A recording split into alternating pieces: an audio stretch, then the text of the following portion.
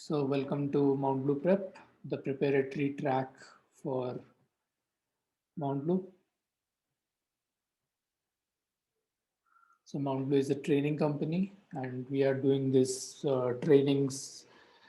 Currently we are covering introduction to JavaScript series. We also cover problem solving sessions time to time of a slightly advanced level, not very advanced, slightly advanced. This is mostly to target interview preparation of the basic level. So yeah, so I want the students to drive this session in the sense sharing their questions about JavaScript or their doubts on JavaScript or where they are getting stuck.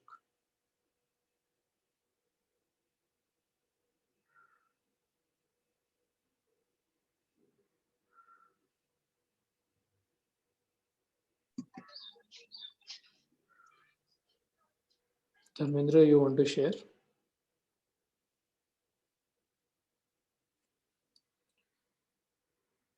Okay, I have joined Mount Blue Prep today only. Okay, so Priyanshi, we have covered the basics this week in JavaScript. Uh, I will be uploading those videos to YouTube. Some of the videos are already uploaded. You can see them in the Mount Blue channel in YouTube. I have not uploaded the last 3 videos. I will do them. I have the recordings. Uh, so some of the sessions have already been covered.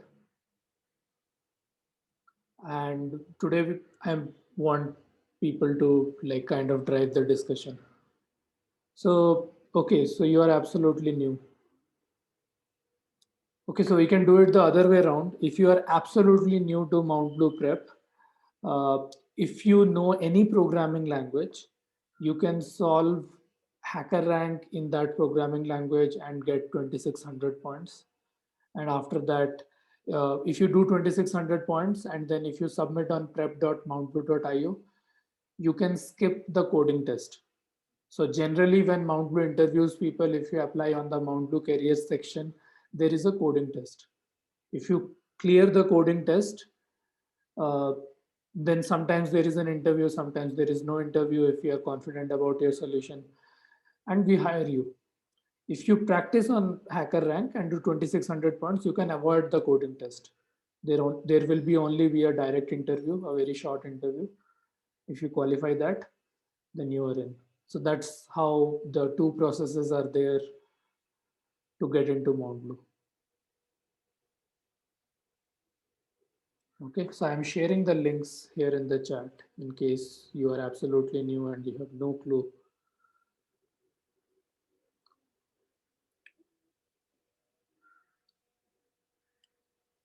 So, so there is also a whole curriculum that is there on prep.mountblue.io.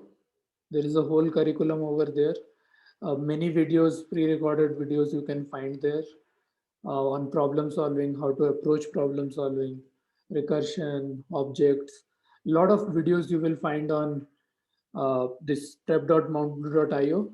It's in a structured manner. And we are continuously doing these sessions and also uploading the recordings to YouTube, so you can find some of this there as well.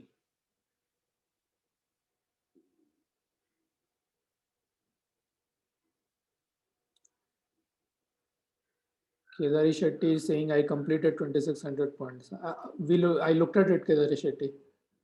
So I looked at it, I checked it. You are on the list. You will get some communication from the admin team, and maybe your interview will be next week. So we'll process it. No JavaScript questions, guys. We had 4 days of JavaScript sessions.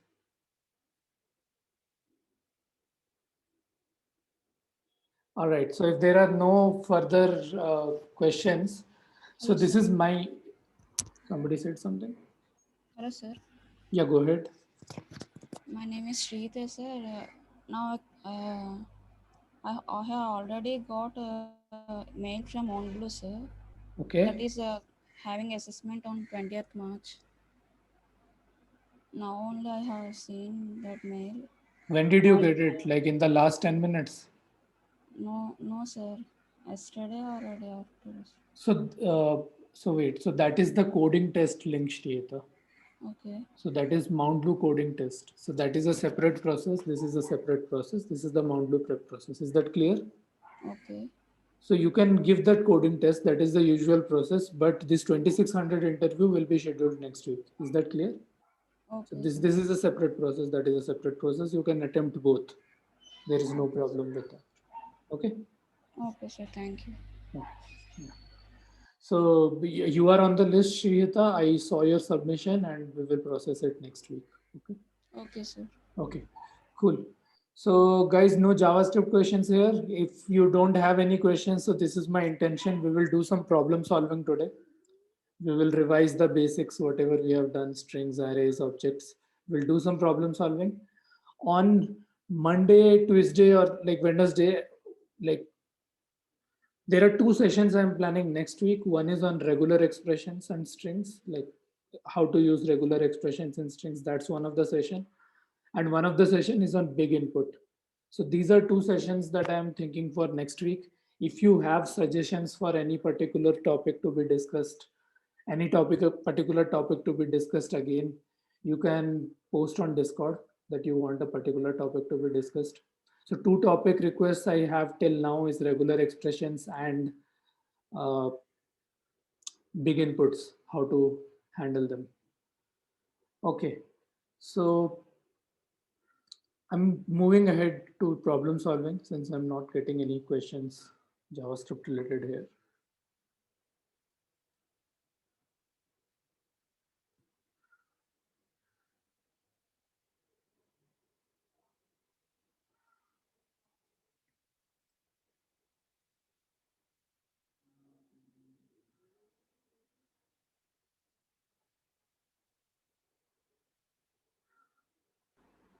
Sir, small doubt. Can I ask? Who is this? Sridas. Can you message me directly on chat? Not in this. Can you message me directly on chat?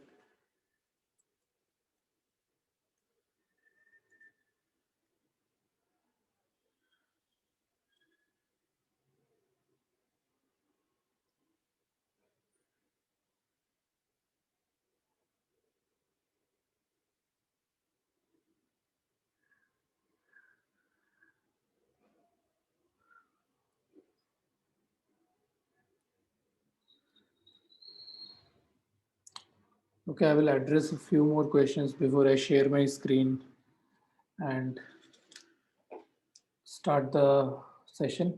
Gaurav is asking, is free code camp JavaScript certification mandatory? No, Gaurav, it's not mandatory. If you are a beginner, we recommend it. We recommend it because it covers the JavaScript basics before you start problem solving on HackerRank. Sometimes starting on problem HackerRank can be intimidating, can be scary for beginners. That's why we recommend free code camp. Everything is recommended here. Nothing is mandatory.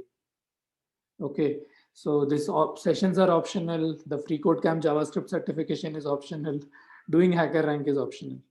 You can choose to give the Mount Blue coding test. If you qualify there, great. If you want to skip the coding test, then you have the option of doing 2600 HackerRank points. If you are a beginner and you find HackerRank overwhelming, you start with free code camp and then do HackerRank. Okay. So Shrihita is asking, some tests in HackerRank don't run. Runtime error is coming. So so that means, so there are different kinds of errors. One is wrong answer. Wrong answer means your code works and the answer is wrong. One is runtime error. So what is happening is you have not handled a boundary condition or your code is incomplete. Like I can write code that works for 1 to positive infinity and it will not work for 0, let's say. And one of the test case, it's 0. Like maybe it's an empty array, array dot length is 0. So if you don't handle that, so that test case fails. Maybe a runtime error comes. The code itself does not give any answer. So forget about wrong answer. It's a runtime error. The third class of errors that happen is probably time limit exceeded. And time limit exceeded happens when your code is inefficient. Like you are using two for loops and it does not work really well for large inputs. You have to use one for loop and maybe do some other trick, like reduce one for loop somehow, maybe by using dictionaries or maybe by um, divide and conquer approach, like use some kind of other function. So you have to think about it. Sometimes you can not have if else by using dictionaries. That makes things a little bit more efficient. So that efficiency discussion we will come back later in this month. We already did some of this efficiency discussion in February when we had time complexity sessions and efficiency. We will come back to that discussion again this month. So, but runtime error means that you have missed possibly a boundary condition or an edge case. Your logic is partially correct. It works for most of the test cases, but not fully correct. Okay. So,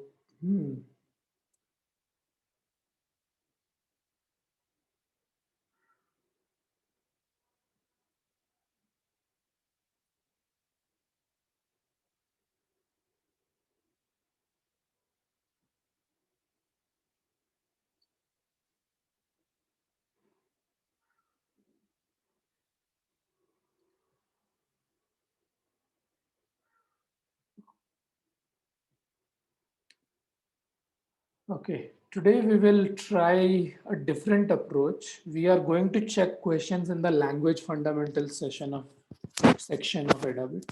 We are taking medium level problems. So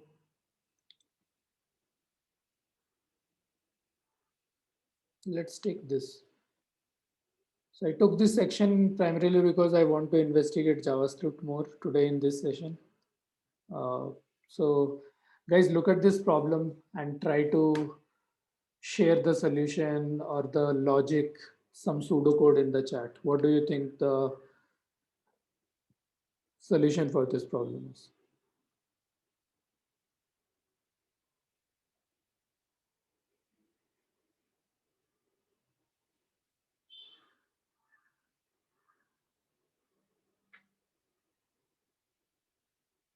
These questions will be slightly weird. They will not be as straightforward as arrays, dictionaries, and strings.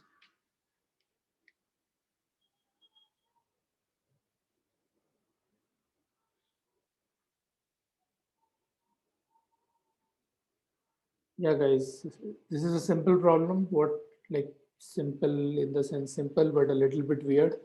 What do you think will be the solution for this?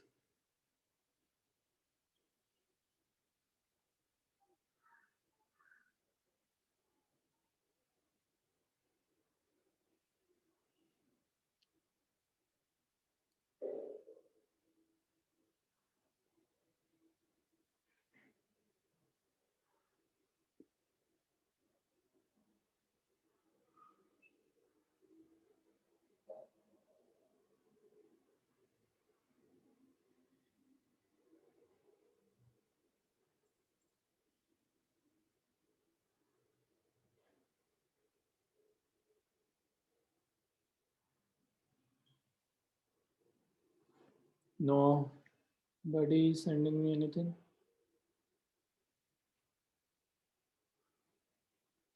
Guys,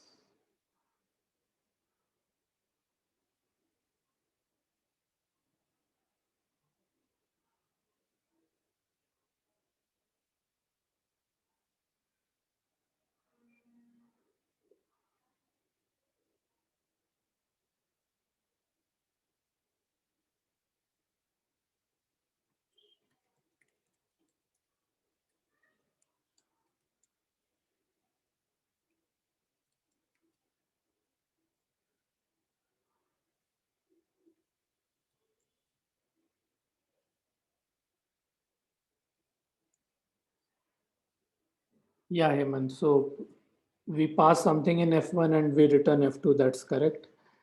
Just one cause of concern here. Just one thing I want to add here. We also have to define F2, right? Is that correct? Yeah. So,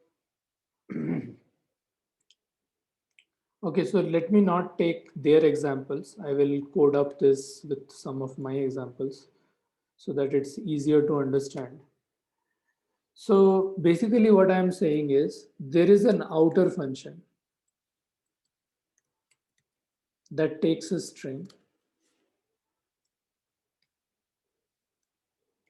and then there is an inner function that also takes in a string that returns string itself. And this outer function calls the inner function.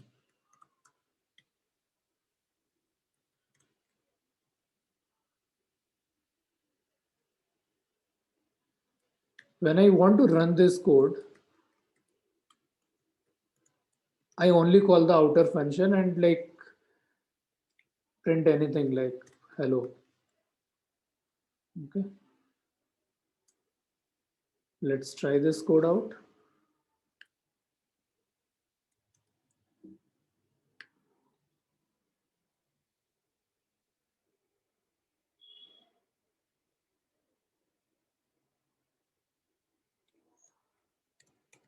Definitions are incorrect.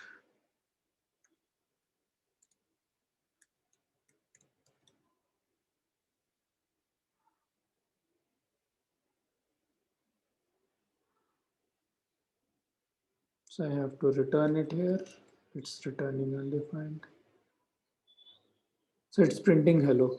Now you might be thinking, what is the use of it? Why am I calling a function and then returning a function inside? So here we are not doing anything, but this thing can be really helpful if we are doing something like some operation. For example, let's say, mm, I can, let me rename this, okay?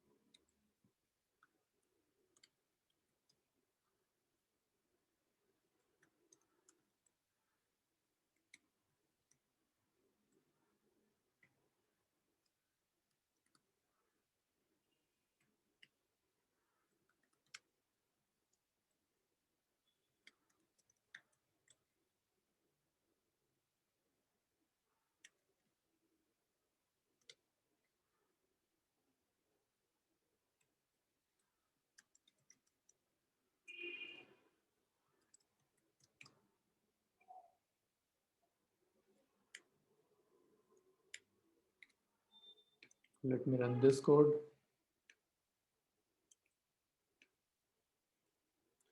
So as you can see, if I pass hello, it will say I am a string. Instead, if I pass, let's say, a number,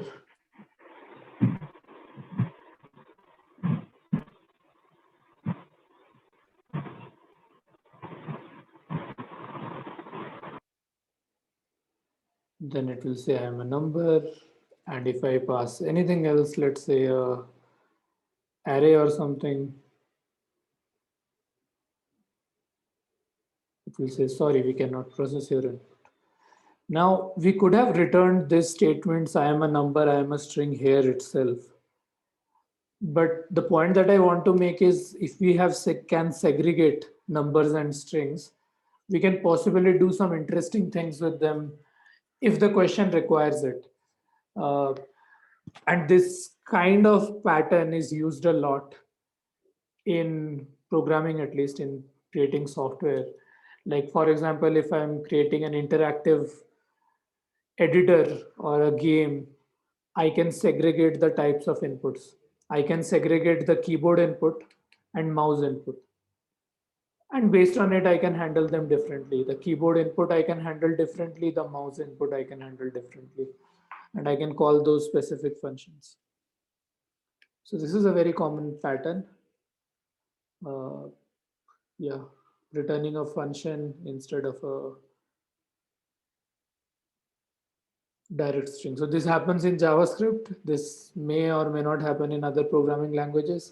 This is only possible in languages which are dynamically kind of dynamic in nature, not static in nature. It becomes difficult to do this stuff in static programming languages like Java is static type based. So in Java, it would be difficult returning functions, but in JavaScript, we can return functions. They did introduce, I think, lambdas and a little bit of functional programming from Java 8. Before that, none of this stuff was possible. Now, some of this stuff is possible in Java. Um, yeah, cool. So it's possible to return functions inside a function. So far, so good, right? Now I'm going to reverse this and call functions in a function. So let's put this part away.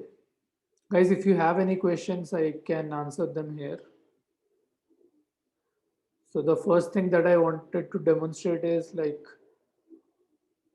we can return functions in JavaScript. I'll remove this.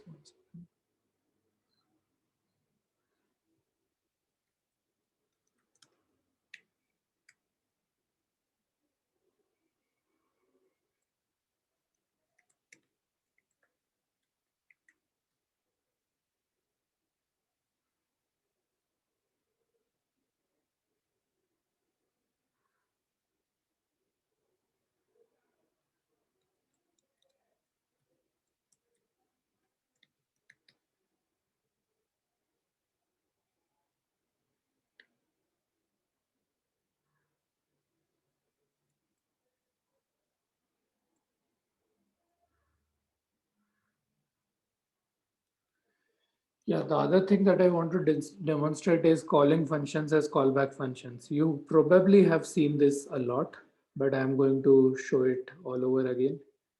Um, let's say I have a function which is just called f. None.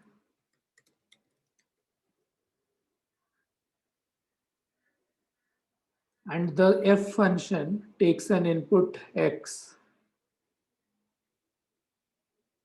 and returns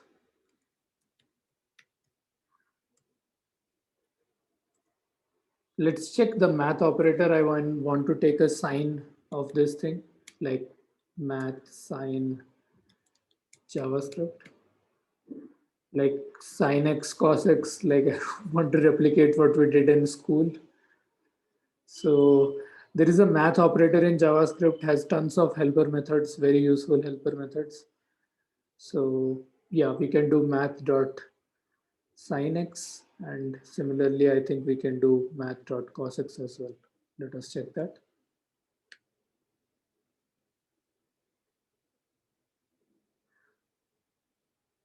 So MDN is Mozilla Developer Network, kind of the official documentation for JavaScript. So math.sign sin bracket returns the sign of a number. Okay. And also we have math.cos. So we will use these two. Okay. So this returns math of sine x. So this returns the sinusoidal value of x. Now we can define something g, which is instead of sine, this guy returns cos.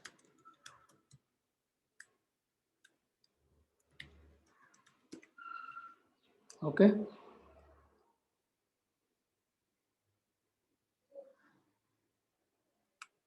Now here I can call this f of g of, let's say 45. I can run this code.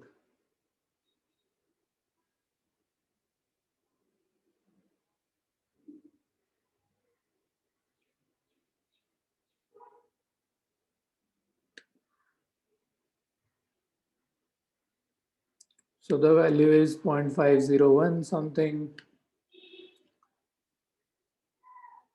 We can check it out, like what was the value here. Copy paste this.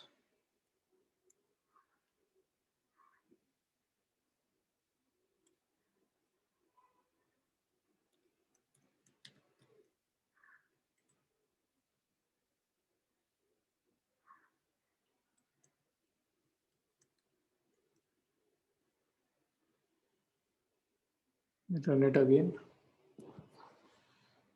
So first G of 45 was calculated, which is around 0.52.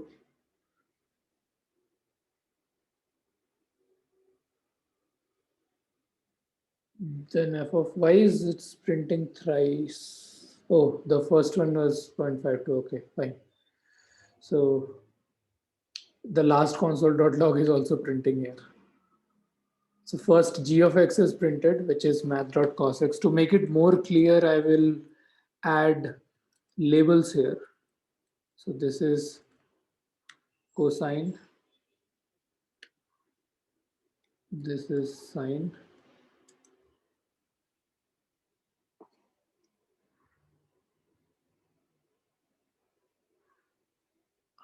Okay.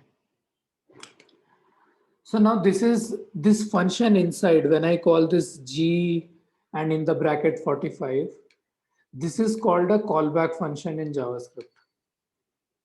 Whenever we pass a function inside a function, it's called a callback function.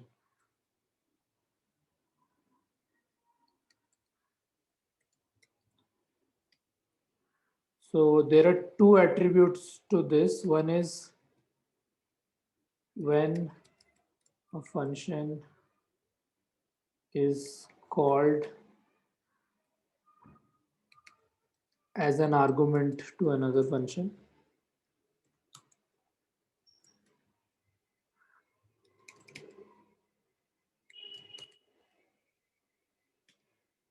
Okay.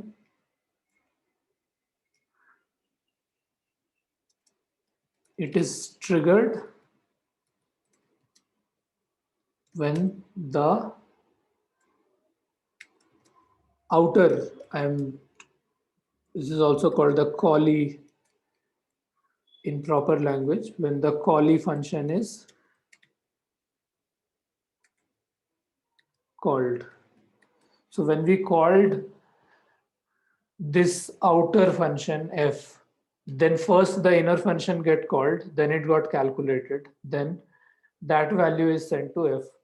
Now this concept called callback function is used in many different places. For example, let's say here is this array, okay? And I want to find out which are the odd numbers. One way to do is I can do array dot filter, and filter requires a callback function. Like this is how filter works. Like you have to pass a callback function to filter, and we can put the condition there like Like let's say if we have to find even results, then I will do this. And I have to print this out. So I will wrap this up in a console.log thing. Let us try this. 2 comma 4. So I will remove the first part of it.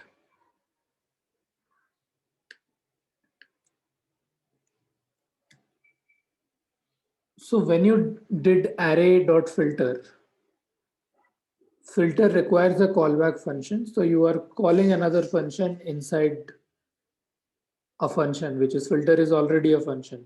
So you are putting another function inside that. And most of the helper methods on array like map, filter, reduce, all of them take a callback function and do something with it. We already saw reduce in one of the earlier sessions. So two different concepts. One, I can return functions inside a function. The second concept is I can call function as an argument in a function. Both of these concepts are extremely useful and used in different questions, especially this one. If you are solving array questions, I highly recommend that you learn the array helper methods and learn how callback functions work. Yeah. So said that, let me now go back to this thing, Edabit, and then get an array question to solve for you guys. Save this code snippet here.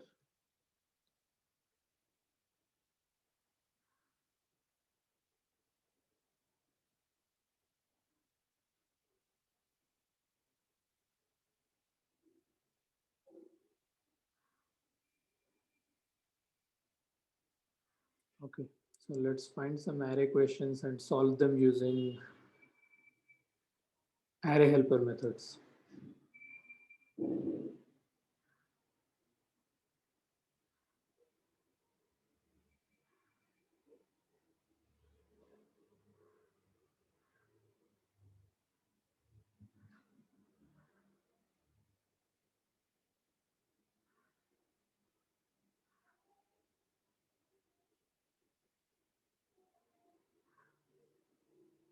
Yeah.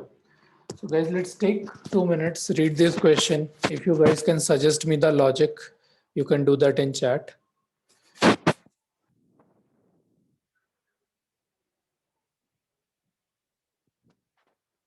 We will try to solve it using a collection function.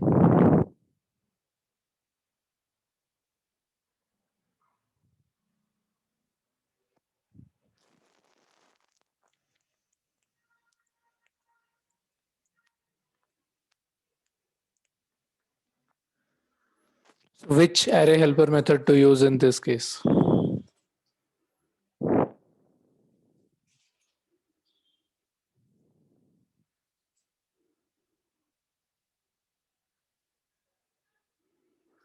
So for each is a for loop, Hemant. I won't use for each. So I'm asking for a higher order function.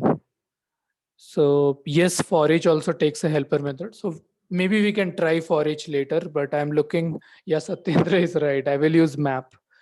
So not concat. Maybe we can use concat inside the, for concatenating the strings. That's fine. I was talking more on the array front, like what to use. So we can use map helper method. First, let me just demonstrate what map looks like, and then we can try to use it. So, so map is a helper method that works on all the array. Like it's kind of like a for loop. For example,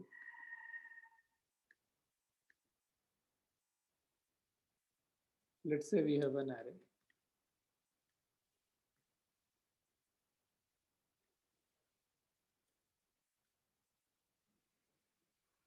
Okay. So I can do map and I can pass a callback function here.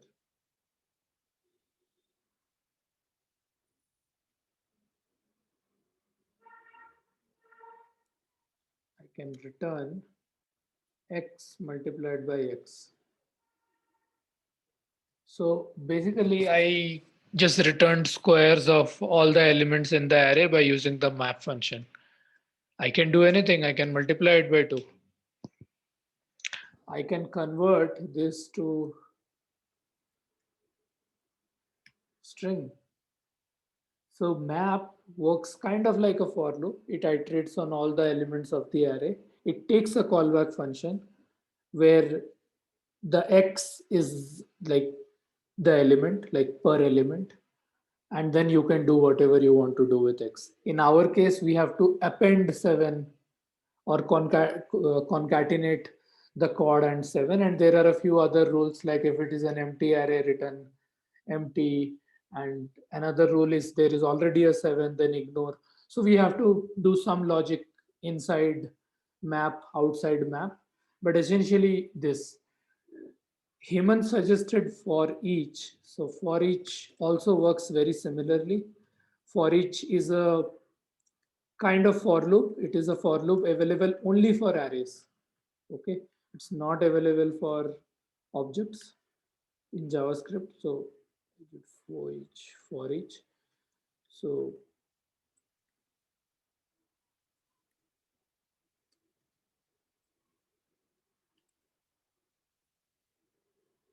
okay, array. So it will works only for loop. But let's say we started with this, we still will have to create a new array and then append the elements in it. It will not be very convenient. So map is convenient because map returns an array. It works on each element of the array and then returns a full blown array. So I see Hemant has shared an answer. Uh, he's checking whether the last element is 7 or not. Yeah, that's correct. So this is still not fully complete. You will face a runtime error, Hemant, because you have not handled this last case. If it is an empty array, then return empty. Okay. So we will try to solve this problem like step by step, and we'll go to REPL. So I will use this given input outputs as my test cases.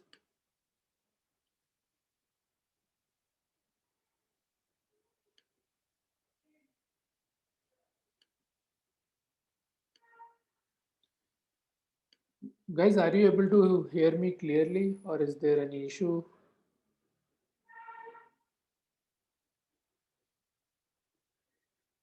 Clear, right?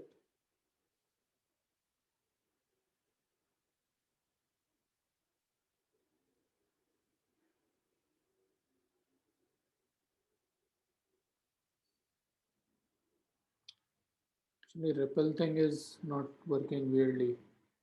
It's hanging.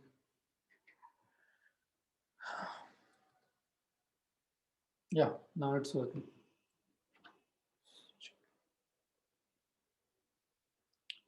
So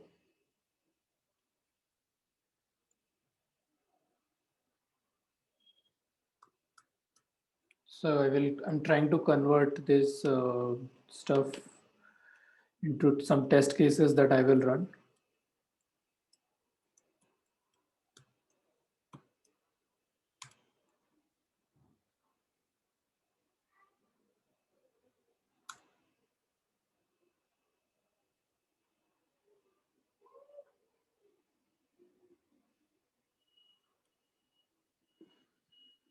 I'm missing something.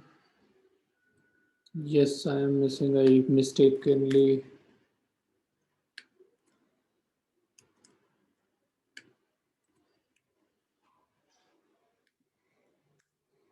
Okay. So my test cases are mostly getting ready now.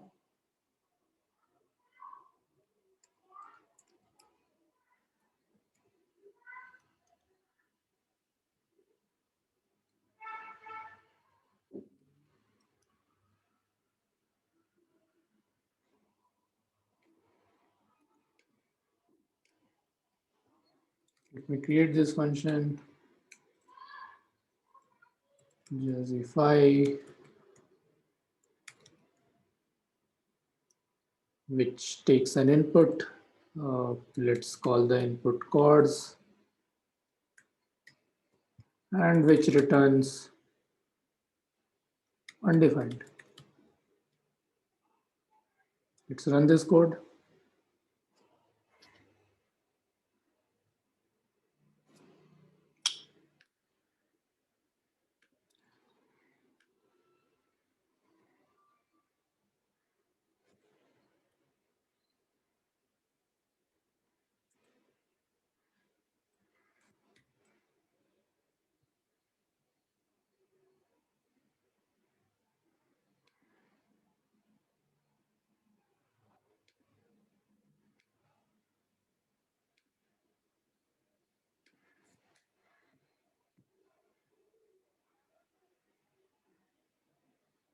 Awesome. So one thing I do a lot, guys, I run the code a lot of times. I would suggest you do the same. You can do it in HackerRank or other platforms that you use. You can run your code again and again and check whether you are proceeding on the right path. So I'm just creating test cases right now and making sure all the test cases are working properly.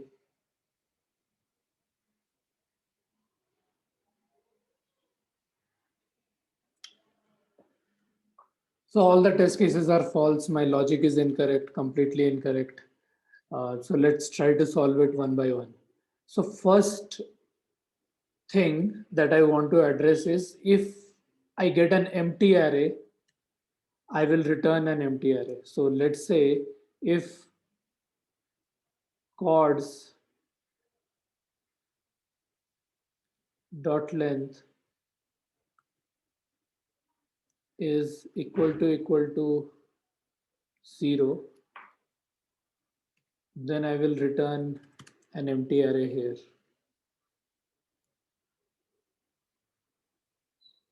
I run this code.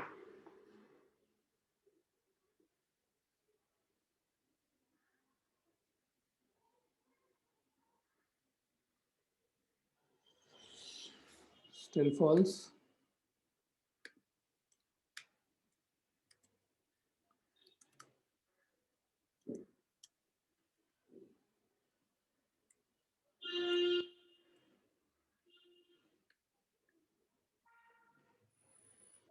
We ran into that issue again that the arrays cannot be compared directly.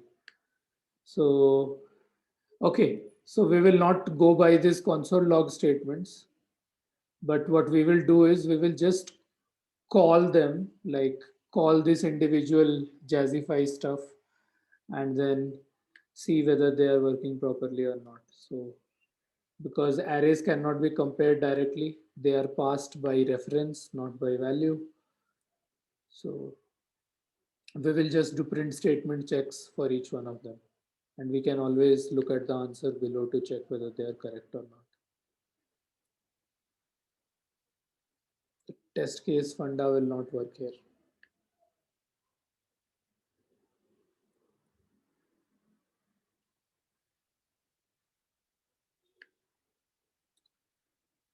You remember, right, guys, why test case funda will not work? Like I cannot compare two arrays directly. Like for example, let's say I have an array here. And this is 1, 2, 3, 4, 5. And I create another array 2 in JavaScript. 1, comma 2, comma 3, comma 4, comma 5. Now array 2 is also same, array 1 is also same. But if I try to compare the two,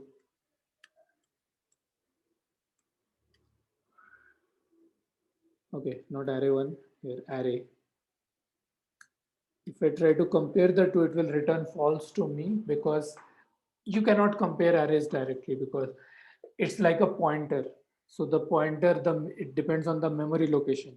So array has a different pointer to a different memory location. Array 2 has a different pointer to a different memory location. So you cannot compare the memory location addresses.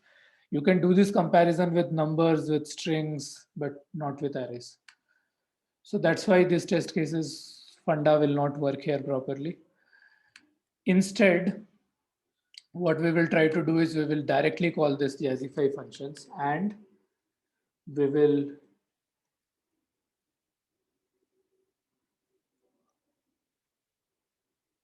just print the result. Okay.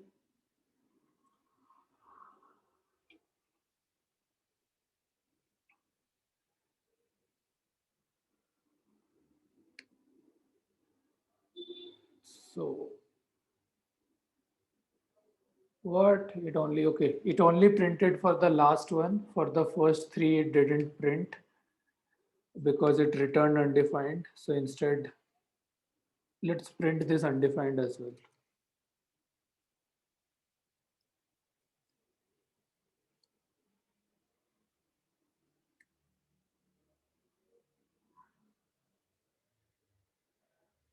Yeah.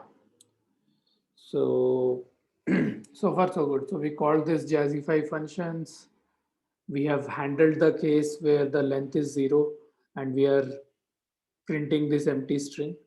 Now let's handle this case where Jazzify is GFC and we add a 7 to each one, right? So else we are getting a string. When we do the for loop, we will get a string and we have to do something with that string, right? So chords dot map, and map we know takes a callback function.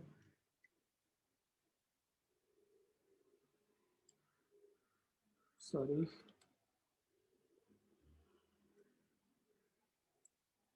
Let me call that callback function that every element has a chord, which is true because each element is a chord in itself. And what I will do is I will return chord dot concat 7. All right. So now when I run this, okay, I have to print the result, right? So I will store it here.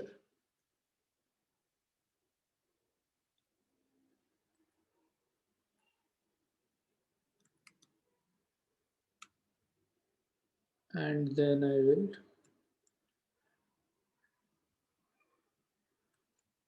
I'm going step by step. This still does not cover the case where 7 is already there. So we do have to check for that. Awesome. So the first test case is working properly. Like if we have GFC, it should give us G7, F7, C7. The second one is also working properly, like DM7, G7, E7, 7. Third one is not working properly. Like if I have F7, it is showing F77. If I have E7, it is showing E77. It shouldn't do that. If I already have a 7 somewhere in my string, it should not concatenate. So I add a condition here. If,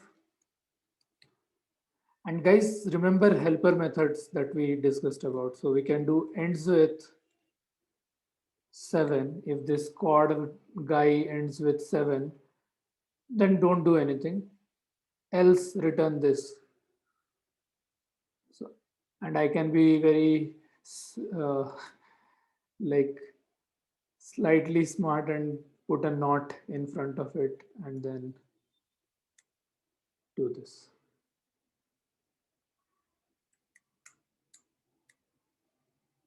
Run it.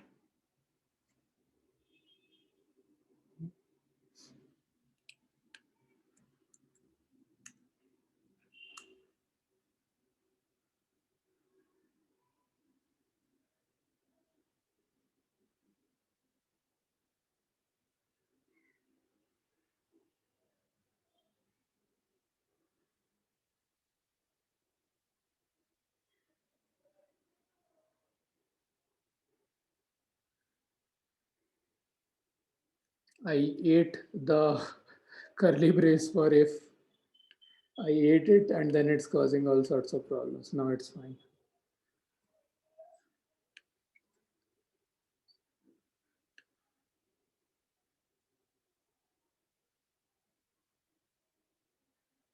Okay.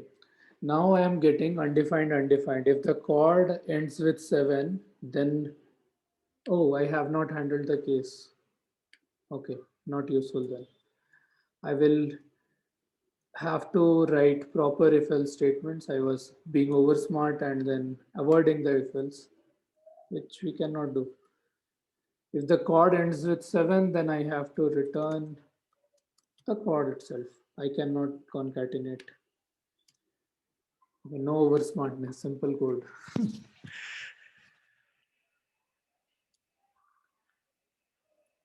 Now it's giving the correct answer. So let's look at this code over again.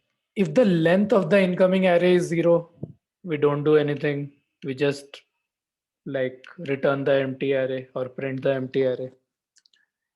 If it's a proper array which has elements in it, we iterate over each element of the array and take some decision. If it ends with 7, then don't do anything, return the chord itself. If it does not end with 7, we concatenate 7 and return it. Now we have accomplished this using map function. This is not the only way. You can use the for each helper method for it. That also takes a callback function. If you are not familiar with map or for each, you can even run a simple for loop I equal to 0, I less than length of the array minus 1, I plus plus, and then do this if else thing. Both in for each and the normal traditional for loop, you have to keep on updating the result array, keep on adding, pushing elements to that array. Um, so in this case, this had a different format. Map had a different format. In map, you have to return things because so in map you have to there is a callback function, and inside the callback function you have to return things. So that is why I wanted to demonstrate this. This is an example of a higher order function in JavaScript that we were talking earlier about, functions being passed to another function. All right, so this is callback functions and this is Jazzify. So I will end this problem solving session here. I will take on other questions. So I'm stopping the share and stopping the recording.